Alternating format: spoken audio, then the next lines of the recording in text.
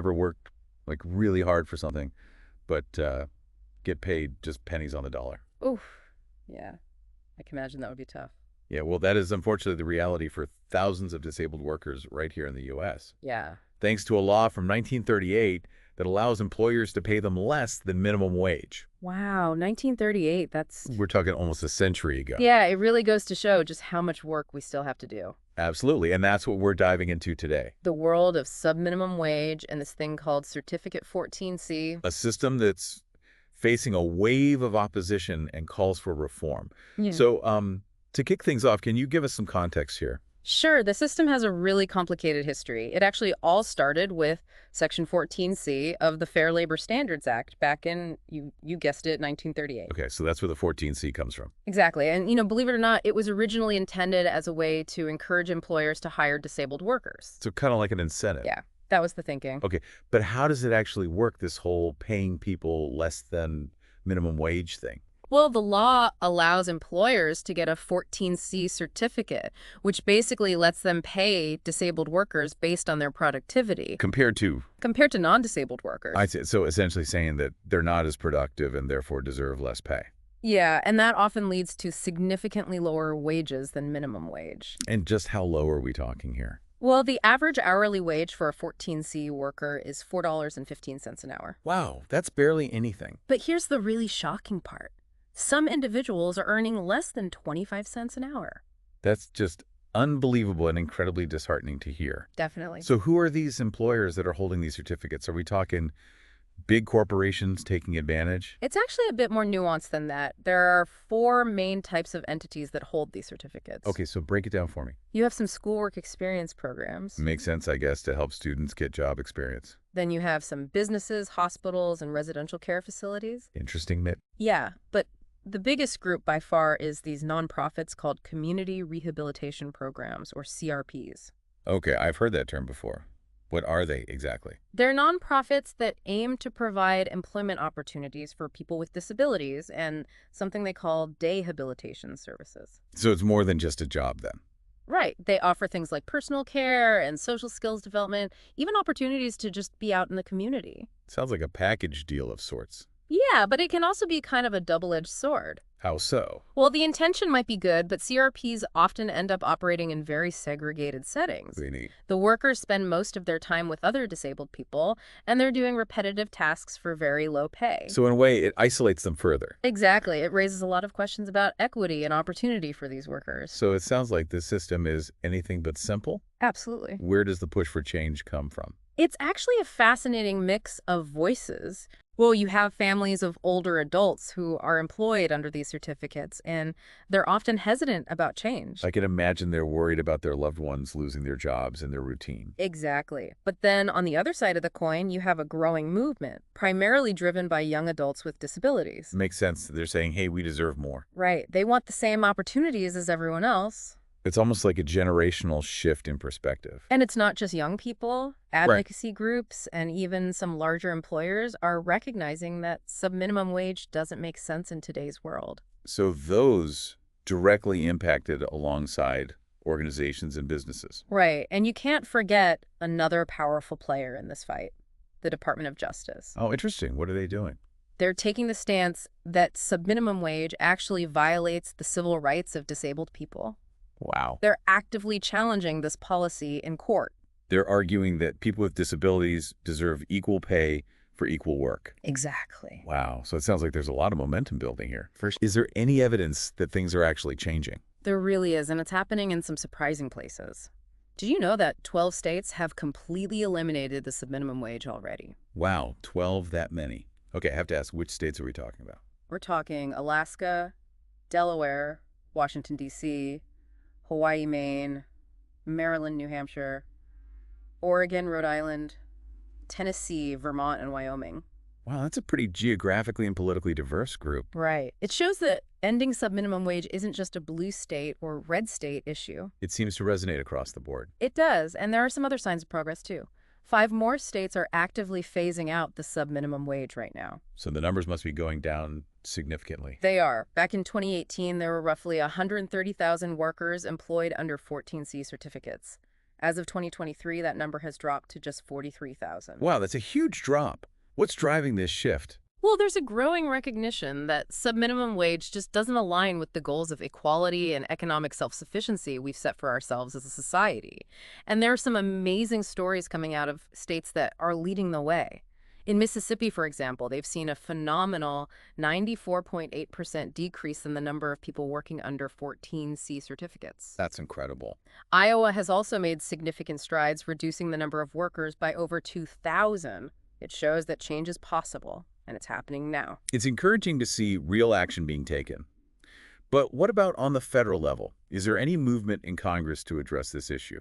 There's a bipartisan bill called the Transformation to Competitive Integrated Employment Act. Okay, and when was this introduced? It was reintroduced in February 2023, and it's gaining some serious traction. That bipartisan support is a good sign. What exactly would this act do? It's pretty comprehensive. First, it would prohibit any new 14C certificates from being issued. So no more new ones. Right. Then it would gradually phase out the existing certificates over a 5-year period. And here's the key part. It includes funding to help businesses make this transition. That's smart. It recognizes that change can be challenging. Exactly. And provides resources to support businesses in adapting to a new model. So this bill really tries to address the concerns of both sides of this issue. It does. And there's another positive development to highlight: the U.S. AbilityOne Commission. I'm not familiar with them. What is that? It's a federal agency that provides jobs for people who are blind or have significant disabilities. Okay. They made a big move in 2022. What do they do? They ended subminimum wage for all of their contracts. That's fantastic. It's a powerful statement from a major player in the disability employment field, and it sets a strong precedent for others to follow. So with all this momentum, it seems like real change is on the horizon for disabled workers. It really does. But let's be honest, simply getting rid of this subminimum wage isn't a magic solution, right? These workers need more than just a paycheck. They need a system that genuinely supports them. You're absolutely right. That's where the idea of a holistic approach comes in. We need to think beyond just wages and consider the broader support systems necessary for disabled workers to thrive. Okay, I'm intrigued. What exactly does this holistic approach entail? What are the key elements? There are several crucial pieces to this puzzle. One of the most important is Medicaid expansion, specifically the use of home and community-based services waivers. Okay, can you elaborate on that? Sure. These waivers can fund things like personal care attendants who can assist with getting ready for work and even provide support on the job itself. That's a huge need that often gets overlooked. Many people with disabilities need assistance with tasks that most of us take for granted. Right, and having that support can make all the difference in someone's ability to successfully hold down a job. Another critical component is benefits counseling. Benefits counseling. Yeah, a lot of people with disabilities rely on benefits like supplemental security income, housing assistance, or Medicaid. I see. And they're often terrified to work more or earn more because they're afraid of losing those crucial benefits. It's a real catch-22. You want to work and earn a decent living, but you're also afraid of losing the safety net you depend on. That's where benefits counselors come in. They can help people navigate this complex world of benefits. Makes sense. They can explain how working might affect those benefits and help people make informed choices about employment without fear. This is so important. Information and knowledge is power, especially when it comes to something as complicated as benefits. Exactly. And there's one more piece of the puzzle that I want to mention: ABLE accounts. Okay, I've heard that term before, but I'm not sure I fully understand how they work. They're tax-advantaged savings accounts specifically designed for people with disabilities. Okay. ABLE accounts can be used to save for a variety of expenses, from education and housing to transportation and assistive technology. That's pretty comprehensive. It's all about promoting financial independence and helping people with disabilities achieve their dreams. It sounds like they offer a way for people with disabilities to save and plan for the future without jeopardizing their eligibility for benefits. Yeah, you got it. They're a game changer in terms of financial empowerment. This is all so fascinating, but where do we go from here? What happens next? Well, that's where you come in. We've talked about a lot of big picture stuff: legislation, court cases, policy changes, but real change happens from the ground up, and that means you have a role to play in this movement. Okay, I'm ready. Tell me what I can do to make a difference. We'll get to the specifics of how you can take action in just a bit. But first, we need to delve into some really interesting research that sheds light on the state-by-state efforts to address subminimum wage. It's packed with surprising findings and might even challenge some of your assumptions. So stay tuned. We'll be right back after a quick break. All right, we're back and ready to dig into some more research about how states are tackling this issue of subminimum wage. You mentioned a report card before the break. Did I hear that right? You did. The think tank New America took a deep dive into the policies and practices of all 50 states, plus Washington, D.C., and they graded them on their efforts to move away from subminimum wage. Okay, so like an actual report card? Yeah, kind of like when we were in school. Makes sense. Yeah. What criteria did they use for this report card? They looked at 4 key areas. Oh. First, they assessed each state's policy engagement with the subminimum wage. Like, are they actively trying to phase it out? Do they have any concrete plans in place? So it's not just about good intentions, but actual action. Exactly.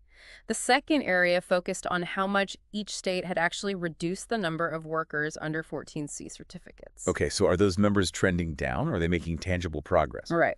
The third category delved into those broader supports we talked about earlier, the elements of a holistic approach. They looked at things like whether states have a disability innovation fund, whether they've adopted the employment first framework, and crucially, the status of Medicaid expansion. Because those are all pieces of the puzzle, right? Yep. Creating a system that supports disabled workers in a meaningful way? Exactly. And the final category focused on financial security. Okay. Do states offer benefits counseling to help people understand how earning a higher wage might impact their benefits? Do they have ABLE accounts available? So it's about ensuring that people aren't penalized for working and earning more, that they can actually achieve financial stability without fear of losing essential supports. Right on. And what's really interesting is the variety we see among the top-ranked states. Like who made the cut? Oregon, Maine, Maryland, Alaska, Vermont, Washington, and Massachusetts all made the cut. Okay. They're geographically diverse, politically diverse, but they all share a commitment to supporting disabled workers and moving away from subminimum wage. So it really debunks that idea that this is just a blue state or red state issue? It does. This report shows that it's about political will and prioritizing inclusive employment. It can be done anywhere. It definitely gives me hope. Sadly, on the other end of the spectrum, we have the lowest ranked states. New Mexico, Wisconsin, North Dakota, Idaho, Missouri, and Kansas all have a lot of work to do. I see. But the report emphasizes that A and Y state can take action. It's not about inherent limitations, it's about making choices. That's a powerful message. It puts the onus on each state to step up and create a more equitable system. It does. And this report card isn't just a bunch of numbers, it's a tool for change. In a way. It gives families and policymakers the information they need to understand where their state stands and what steps they can take to improve. It shines a light on a system that has been hidden in the shadows for far too long. It's about accountability, isn't it? Holding states accountable for how they treat their disabled citizens. Exactly. Remember, this isn't about abstract policies. It's about real people's lives. It's about ensuring that every worker, regardless of their ability, has the opportunity to earn a fair wage and achieve financial security. Couldn't have said it better myself. And I have a feeling we'll have a lot of listeners checking out this report card after today's episode. We'll definitely make sure to link to it in the show notes. Definitely a good resource. But now let's talk about what all of this means for our listeners, for those who want to be part of the solution. What concrete steps can we take? Let's get into that right after this. All right, we're back and ready to talk about what all this means for you, our listeners. Yeah, if this issue resonates with you, what can you actually do to be a part of the solution? Yeah, it's a great question because awareness is honestly the first step. Okay. The more people understand this whole subminimum wage thing and how it impacts disabled workers, the more we can push for change together. It's like shining a light on a problem that's been hidden for way too long. Exactly. Knowledge is power. It is. And, once you know about an issue, you can start making more informed choices. Right. So what are some choices our listeners can make? Well, it leads us to the second step, conscious consumerism. Conscious consumerism meaning, think about the businesses you support. Do they pay all their workers a fair wage, including those with disabilities? So it's about aligning your spending with your values. Exactly. Putting your money where your mouth is. And remember, it's not just about boycotting companies that exploit disabled workers. It's also about supporting the ones that are doing it right. Right. Actively seeking out businesses that champion inclusive employment practices. Love that. Yeah. So we've got awareness, we've got conscious consumerism. Yeah. What's the third step? What's the most impactful thing someone can do? This is where it gets exciting. Remember that public comment period we mentioned? Yeah. The Department of Labor is considering a proposal to end subminimum wage once and for all, Huge. and they're asking for input from the public. So our listeners can actually have a say in this. You can. Your voice can make a real difference. Submitting a comment to the Department of Labor is a tangible way to advocate for change. And you don't have to be a policy expert or anything. What kind of things should people include in their comments? Share your personal perspective. Tell them what this issue means to you, why it matters. Okay. Have you or someone you know been impacted by subminimum wage? Share your story. Those personal stories are always so powerful. They are. They put a human face on what can sometimes feel like these big, abstract policy debates. And don't be afraid to get specific, too. Oh, Talk about yeah. the solutions we've talked about today. Things like Medicaid expansion, benefits, counseling, ABLE accounts. Let them know you support those things. Exactly. Let the Department of Labor know that you support policies that create a more equitable and supportive system. So to recap, we've talked about raising awareness, being conscious consumers, and most importantly, taking action by submitting a public comment. Yes. And remember, you can find all the links and resources you need to do that on the Cairos Clan website. They're doing incredible work on this issue. Absolutely. We'll make sure to include that link in our show notes. Yeah. But there's one more thing I want to add. Talk about this issue with the people in your life. Share what you've learned from this deep dive with your friends, family, colleagues. You know, even though small conversations can have a ripple effect, you never know who you might inspire or what change you might spark. It's all about building momentum, right? It is, creating a groundswell of support for a more just and equitable system. And social change happens from the ground up. It does. It starts with individuals like you. So speak up, get involved, and let's create a future where every worker is valued and paid fairly. That's a beautiful sentiment. I think that's a great note to end on. We hope you found this deep dive insightful and empowering. Don't forget to like, subscribe, and share this episode with anyone you think might be interested in this issue. And keep learning, keep advocating, keep fighting for a better world. Thanks for listening.